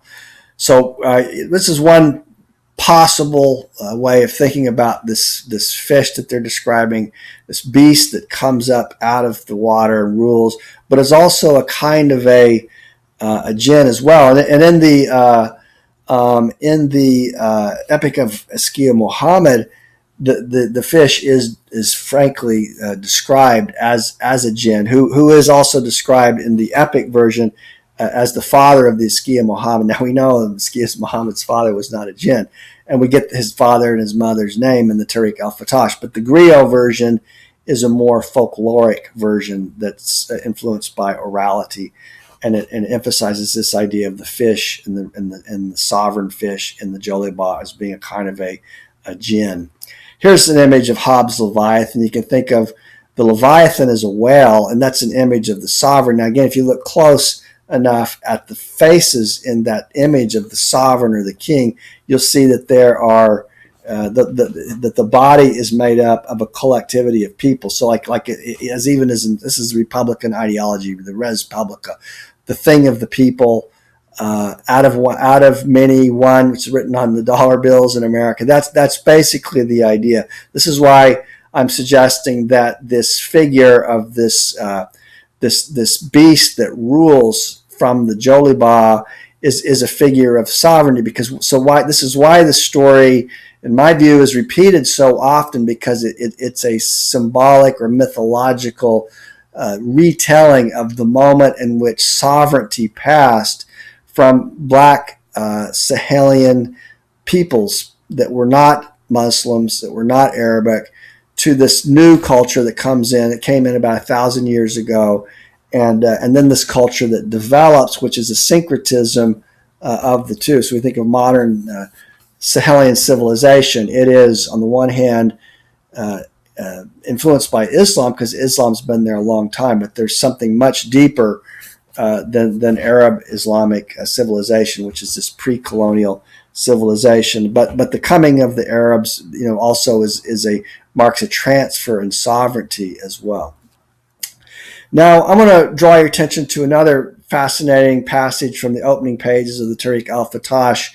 This giant named Waj, or sometimes spelled O-G, Og, Waj, is a figure you'll find referenced in the biblical tale as well. There's a story in Deuteronomy chapter 3 of the bed of this giant. So in the Bible, in the Old Testament, in the Torah, you get these stories of these giants.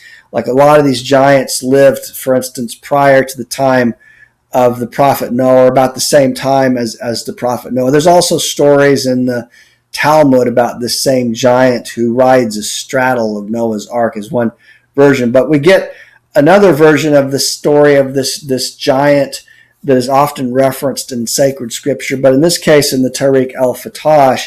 And this giant is, the story of this giant is being retold. But now, if we've got the origin of the story of the nobility, the Wakuri, the Songhay, the Wangara nobility in the Songhay dynasty, now we get a story of those who are destined for slavery because of their disreputable genealogies. Okay, so genealogy is really important, and a genealogy that is a bad genealogy can be used to discredit an entire group of people. And so this story that's being told about this giant, while it's funny, it serves a political function.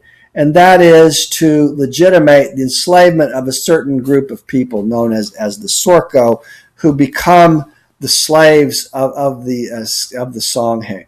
All right, so here's the story that is told in the Tarikh al-fattash of the origins of this people called the Sorko, who come to be enslaved because they become viewed as members of this lower caste because of their disreputable origins.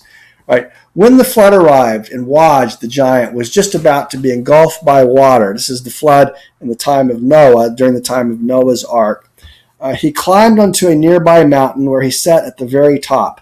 The whales swam near him, so he gathered them up, cooked them in the sun's rays, and ate them until he was completely full once again.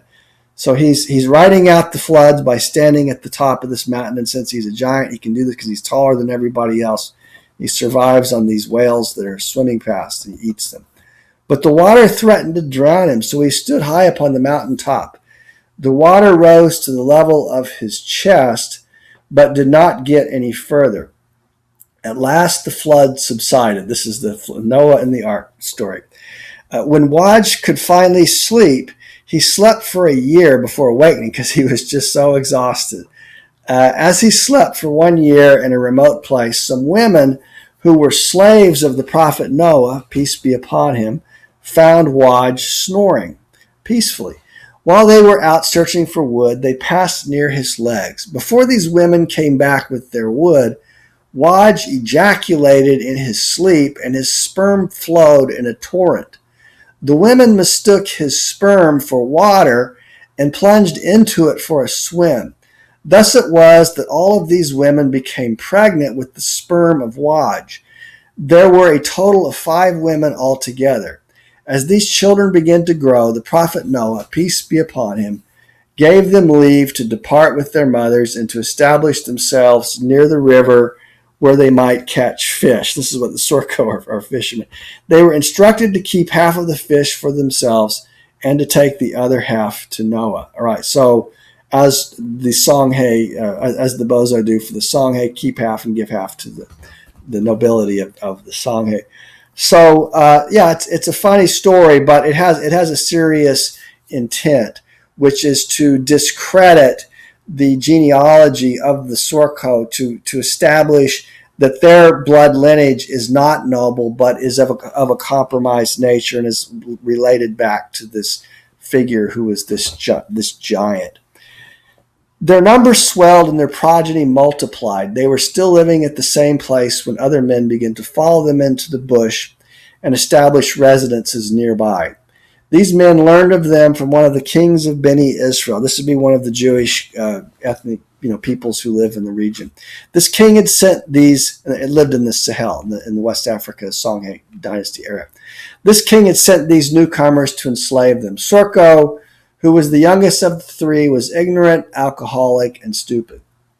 So again, funny story, but a story that has a very serious consequence, at least if you're a Sorko, and you can become now legitimately enslaved. So when we talk about genealogies, we're talking about this, what I'm going to call here, Sharifan ideology. Now, we saw in Yambo Ouologuem, he uses the idea of the Saif, which is a Sharif, but Sharifan ideology is this.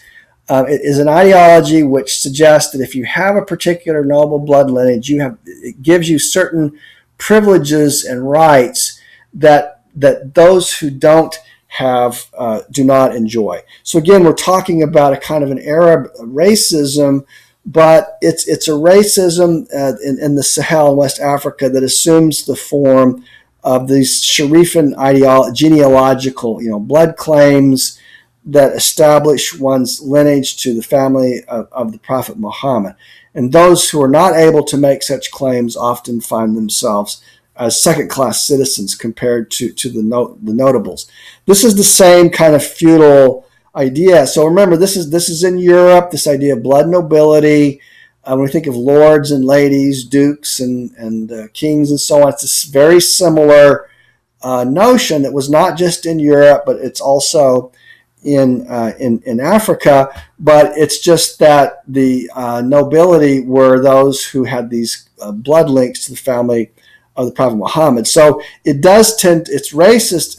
It's a racist ideology in the sense that it often assumes the form of people who have lighter skin because they are more, let's say, manifestly in terms of phenotype, ostensibly, appear to be Arabic. But you can often run into people who are very, very dark, who make noble blood claims, and then people who are not dark at all, who don't have strong genealogies, so they're not able to make the same kinds of claims. So it's a complicated picture, but it is, whatever term you want to use, racism, discrimination. It is certainly a form of discrimination, and it does imply kind of a caste system. And the question again of genealogy is very important to this. There you see an image of Mecca, which would have been where Prophet Muhammad, was born and lived a good part of his life until he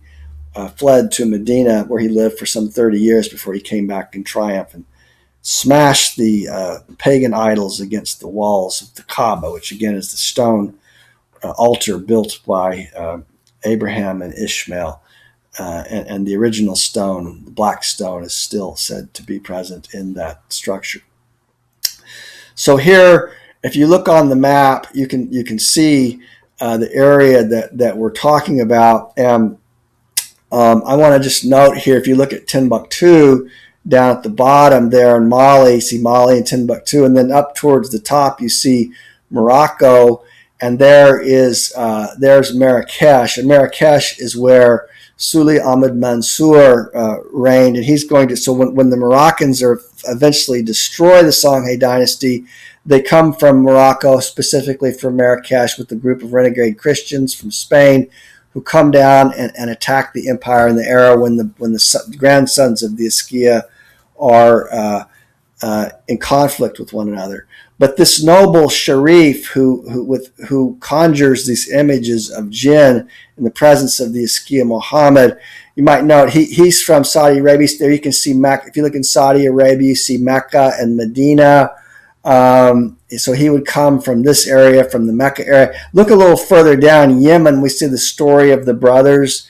Okay, now Yemen is separated off as a country of its own in Saudi Arabia. And part of the reason for that is there are a lot of Shiite there. And so this is one of the reasons why there's historical conflict between the Wahhabi Arabs of Saudi Arabia and the Shiite Arabs of Yemen.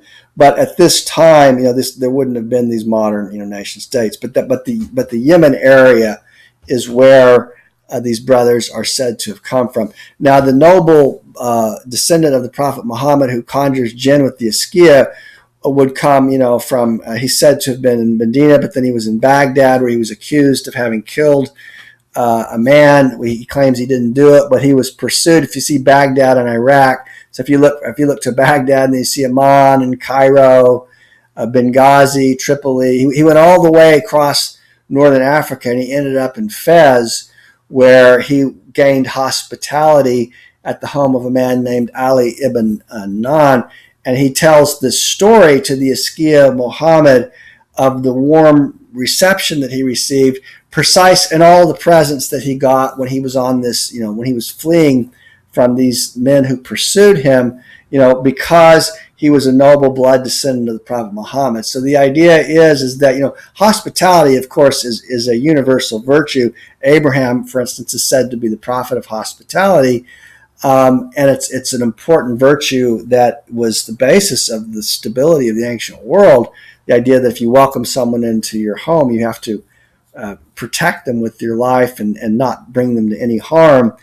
But if you're a noble blood descendant of the Prophet Muhammad, then your claim to hospitality is even doubly so, because you're sort of a special. You have a special status all your own. And so he tells the Askia Muhammad about how well he was received and how many presents that he got along the way, and this inspires the Askia Muhammad to give him many presents, including slaves.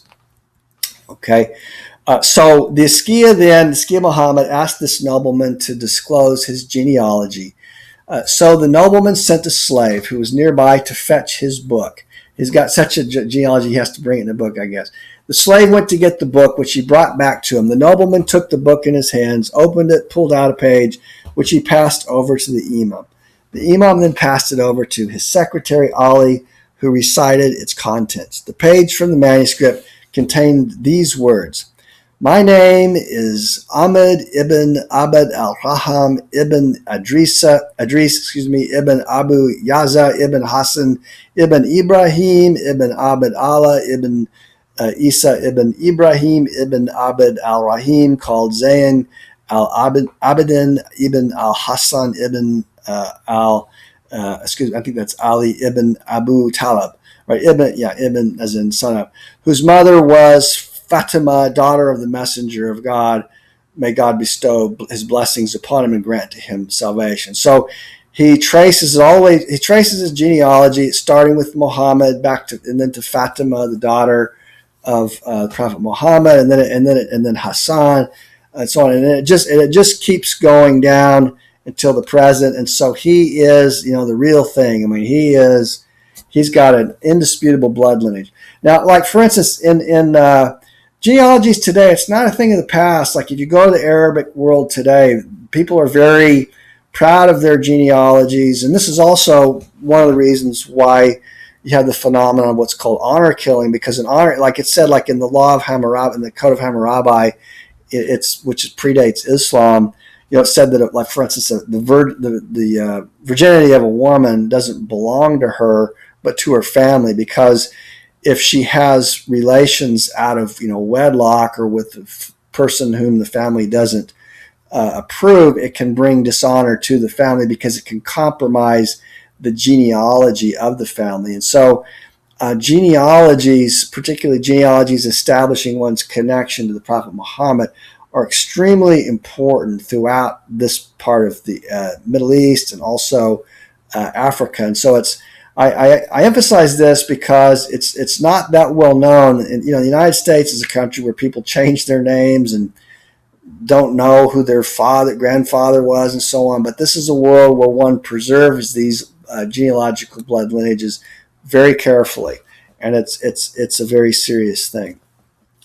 So he says that the Sharif and nobleman says, "At last I reached the city of Fez," this is Morocco, "and upon entering its gates, I sought out the house of Ali ibn Nan, where I stayed. These were the three men who were pursuing him, thinking wrongly that he had killed somebody, also came to the city in their turn." These were the kinsmen of the man who was slain in Baghdad. "They stopped at the door of this house and asked Ali to throw me out.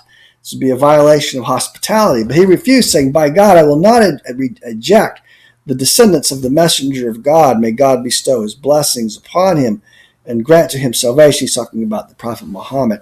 "So that you can unjustly kill him or kill him for no sound reason." Then he offered to pay them blood for blood, but they refused. Now Ali ibn Nan had an only son named Abd Allah or Abdullah.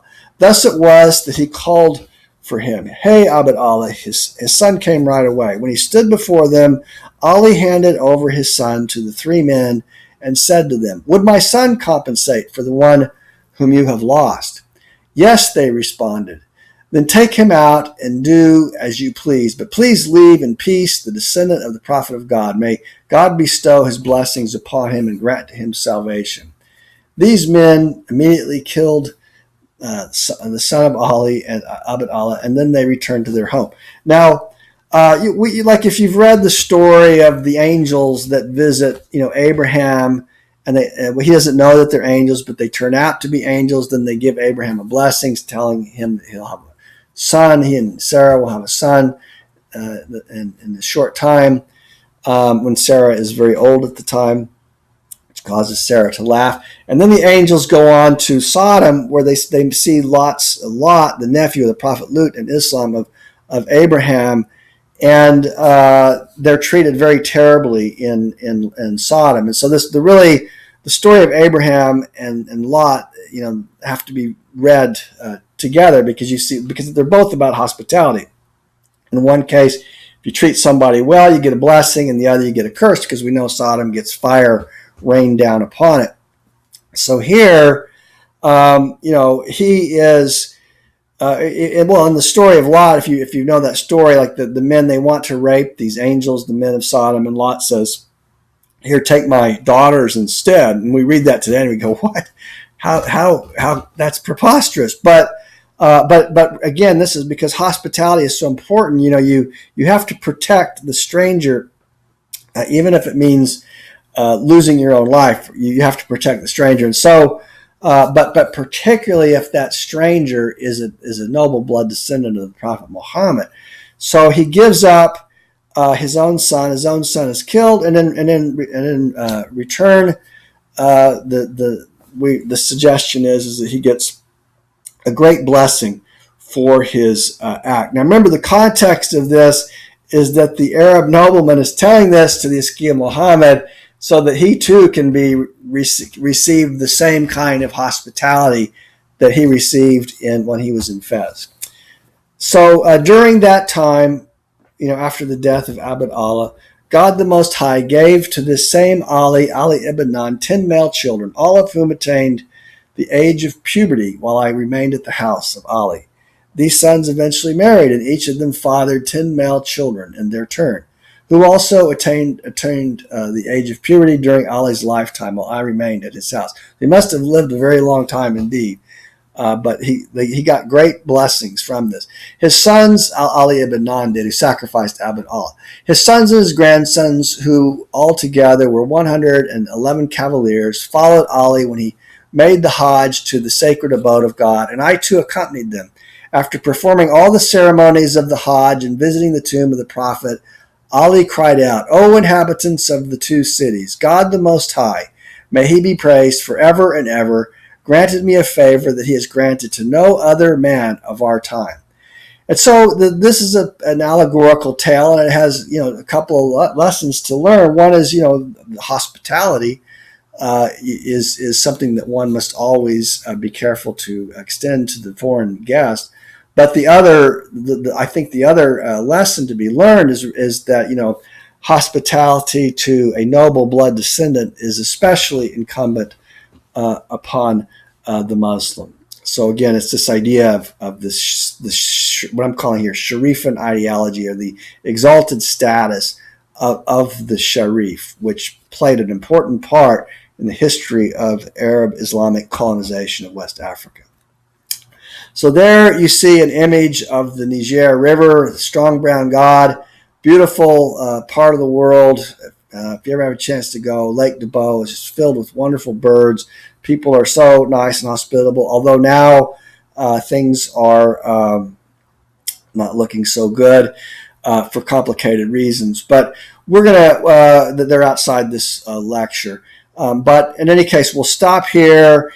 And I've got 2 more lectures after this one. In the next lecture, we're going to look at the rise of the Songhay dynasty of the Askiyas and the history of Sunni Ali Bird and what took place. And then in the second, or the third and final lecture, we'll look at the fall of the dynasty and see what the Tarikh al-fattash has to say about its decline and fall.